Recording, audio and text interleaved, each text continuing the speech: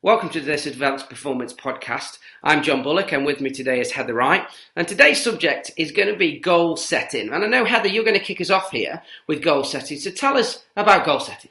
Well, goal setting's something we talk about a lot, and lots of people talk about it, especially at this time of year. It's January. People keep doing these New Year's resolutions. I was at lunch with somebody today who said their husband doesn't normally do those, but he's going to do one press up a day for the next year. And I thought, what, one press up a day? No. One press up on day one, two press ups on day two, Yeah. three, until eventually you'll be doing 365. So things like this, New Year's resolutions, are very popular at this time of year. Absolutely. And one of the issues is that, of course, most of us know that we don't even expect our New Year's resolutions to actually continue. We almost only expect them to last about a week or two. So the question's got to be, why? Some people swear by goal setting. Some people hate it. And to be honest, I've met people in both camps. Although the camp of loving it is bigger than the camp of hating it. But then there's the middle camp. And the middle camp is people who don't really know what goal setting is about. Yeah. And just don't really enter into it. Okay. And I absolutely get that about the middle ground. And of course, the people that love goal setting, they're great.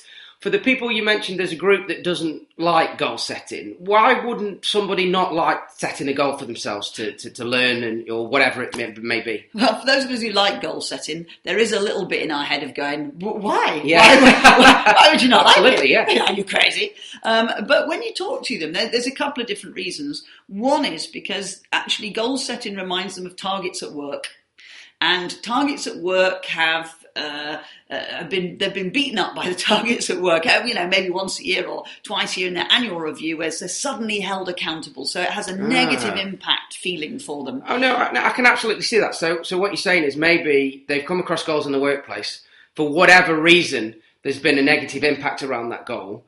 So that gives them the condition of, actually, I don't like goals. So they won't take it into their personal lives. Well, why would you? We don't take things, I don't sit at home going, I've really got to file stuff. Because I hate filing, although filing nowadays is more electronic. But I'm at home, I don't want to do it. So they associate it with that. And they've never really thought about the benefits of goal setting at home. If they have thought about the goal setting at home, there's another reason why some people say they hate it, and that is, well, you can't really control things in life. When you're talking about setting life goals, what if tomorrow I get run over by a bus? What if tomorrow, that uncontrollable aspect freaks them out because, of course, if something uncontrollable happens, it means that they're going to fail at their goal. Okay. And then they're going to feel bad personally when so they're at the home. fear of failure at that point comes massive, in. Right. Massive. Okay. And so for a start, we have to get a hold of that. Because for me, fear of disappointment, of causing us not to do something, we might as well just give up now. Fear of that emotion, that negative disappointment is going to prevent us from setting goals, achieving our potential. And for me, seizing onto the idea of saying, I want to take control of my life and there's certain things I want to be able to do. And therefore I'm going to set it as a goal for me, a target for me, is one of the most empowering things you can do in life, even though there are uncontrollables. So you've got to get the balance. So for me, it'll be about putting aside the fear of disappointment and seeing it as a learning situation. If something goes against you, if you've set a target, let's take a specific example. It's quite easy, and I'll take one that's very tangible. Okay. So let's say you've set a target to run a marathon. Yeah. Okay. Nice and tangible, nice easy target, and loads of people do that every year. The London Marathon or whatever it is. And you're training and you get an injury and you can't do it. Yeah. Obviously, you've told everybody you're going to run a marathon, and then no, I've got probably an injury. raising money for charity at the same time. Yeah, and your mates are going to be saying to you, I thought you were going to do a marathon this year, and you go, well, I got an injury. You're a wimp. You've got all of that.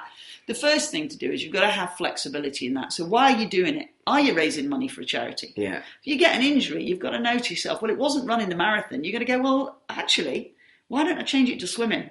Yeah. That was the goal. Although the running marathon was great, and somebody says to you, hey, you're running a marathon, you say, I got an injury, but what I did was. Yes. If the same thing, if your main reason for setting the target was losing weight, there are other ways to do it. So it's knowing that. It's good to have that goal. And being adaptable. Yeah. So being adaptable without this great big fear of failure over your head. It's just because I can't do it that way doesn't mean I failed. I might be able to do it another way. Absolutely. Or even postpone it. If you get an injury, to use your example about the marathon, I've known people in the past got an injury. Okay, well, I'll defer it. I'll defer it for 12 months. That's right. You get your injury sorted. So it's not a way out. It's actually how do we, what's the right thing to do now? Absolutely. Okay, great. And I think it's really important, because the lesson when you're setting goals for yourself, the lesson is actually, how do I handle negative emotions? Okay. Learning to handle disappointment in life is really important. The Buddhists, one of the Buddhist premises, it sounds quite depressing really, but it's not. But one of the Buddhist premises is life is suffering, which is, it's not a cheery one, that. It's not a cheery one. It is a motivational podcast that we're doing. Luckily, it's not a Buddhist one. No, but the reason they say that life is suffering is, once you get over the fact that there's stuff in life that you're not going to enjoy. Yeah. And stop seeing a disappointment as, well, that's it then, I'm a failure, as opposed to, okay, here's the next test. What am I going to do to get over it, round it, through it, under it? What are you going to throw at me? I mean, I'll bet you, if you're listening to this podcast right now, or I'm just talking to you, John, and I'm saying, I'll bet you, if you think about the things you've achieved in your life, and if you put them in order of importance or feel-good factor, it will be the hardest ones that come at the top. Yeah, absolutely. Yeah? 100%. The ones you had to overcome something. So actually, that little bit of disappointment makes the victory all the more sweet. Yeah. In the end. Yeah. So it's you remember it more vividly. As well, of course. The easy ones, well, why would I? I mean, here's a really interesting one. People set goals, for instance, to be good at presenting. Yeah. Now, those of us who do presenting on a daily basis go, well, I don't get, I don't leap about after I've done it. Yeah. Because I do it all the time. just during. But those who have never done it before, and they come back and they go, I did a speech at a wedding, I did this, I sat and did a song. Yeah. That's the point behind it. So that's really important. Some really, really good insight there. Okay, so if we want to give the people listening to this podcast some, what are the things that are going to motivate them? What are the 3 key motivational things? 3 key motivational things. Well, Dan Pink famously wrote a book. I say famously, you may not have heard of it, but and he said in recent research there are 3 elements to motivation: autonomy, mastery, and purpose. Now, I don't want to split hairs, but for me, autonomy and mastery are both purposes.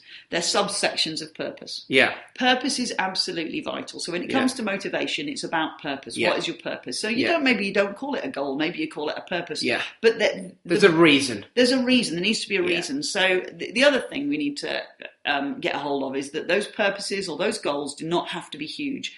He talks about mastery. For instance, you might want to master the introduction to Hotel California on the guitar. You might want to master archery a little bit. That doesn't mean you want to be an Olympic athlete. But you want to master the art of. Yeah. You want to learn something new. Yeah. Autonomy is about being in control of your own life. It might be in controlling an emotion, things like that.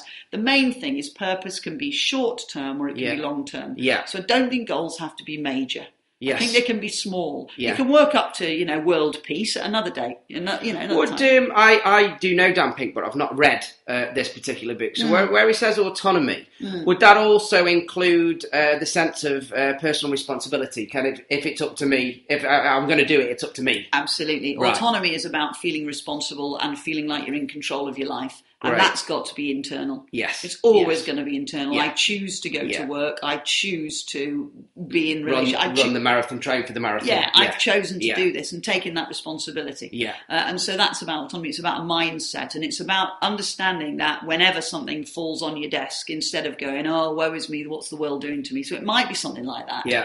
Or it might just be that sense of control in your life. I am in control. Yeah. So that's important. That's fantastic. So just to sum those 3 things up then, Heather, purpose is the reason. So, there's got to be a reason. It's got to be internal, you've said. It can be short-term, it can be long-term. Mastery is the knowledge, gathering the knowledge and practicing the trade or the goal or whatever it may be with the archery example. And the autonomy is about the responsibility. You're going to get up in the morning. You're the one that's going to get yourself out of bed at 5 o'clock and go running. You're the one that's going to do the push-ups, the archery practice, whatever it may be. Even some days you might not feel like doing it, but nobody else is going to do it for you. That's Would that be a fair sum up? I think that's a fair sum up, absolutely. And if I was to give somebody one piece of advice when they're setting a goal, one. There's loads of pieces of advice we could do, and we could sit here and natter about this for all day. We really could. Someone's rolling their eyes, they go, no, please. But I give them one piece of advice, and that would be, know that there will be days, the reason you haven't done it is just because you've forgotten. So make sure you put things in that will remind you. A little piece of card stuck to your bathroom mirror. Something in your car, I don't know, something that's going to remind you of what you set as a target, and then something in a month's time or what have you. Just little bits, whether it's asking a friend to post something to you in a month. Yeah. Because it's that reminder piece, isn't it? Yeah, one of the main reasons we fail is not because we haven't got the skill, it's that we actually just fall back into the old habit. And just a reminder, it's a bit like having a personal trainer. If we have a personal trainer that we meet at the gym every week, we're not going to fail to do that because we've got somebody meeting us. But if we choose to do it ourselves, we fall into old habits. So having a reminder, that's the big thing for me. Fantastic. And I think we'll leave it there. So thank you, Heather. Thank you. Hopefully you've got those 3 key points there. And the one thing that Heather said there to take away, make sure you put your reminders in place. Brilliant. And thank you for listening to this Advanced Performance podcast, and we shall see you next time.